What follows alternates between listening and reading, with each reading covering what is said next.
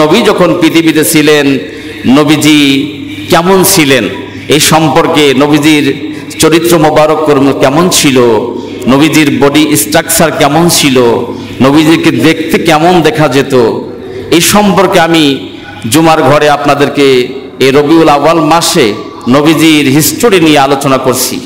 এরপরে আমি অন্য মাসে যেয়ে অন্য আলোচনায় চলে যাব ইনশাআল্লাহ।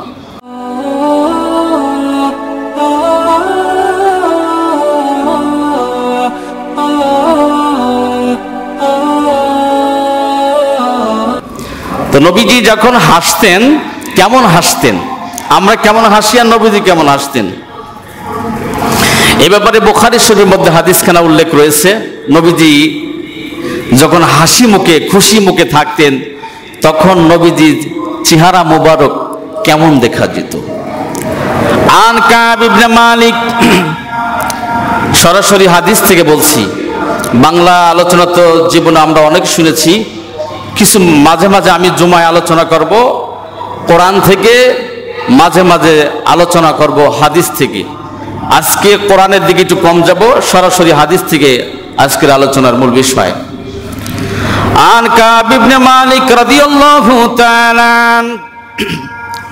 قال كان رسول الله صلى الله عليه وسلم إذا سر استنام رأى وجهه حتى كأنه قطعات قمر।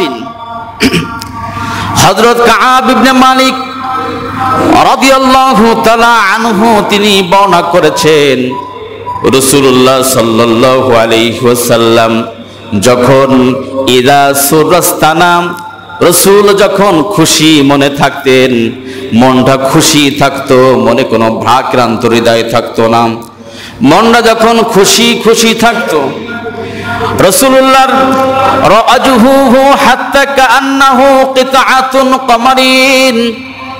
কাব ইবনে মালিক সাক্ষ্য দিয়েছেন, রাসূল যখন খুশি মনে থাকতেন রাসূলের চেহারা মোবারকের মধ্যে চাঁদের যে আলো তার চাইতে বেশি আলোকিত মনে হইত।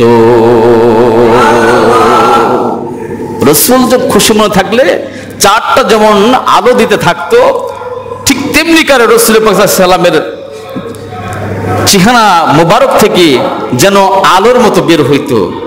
সুবহানাল্লাহ, জোর বলুন।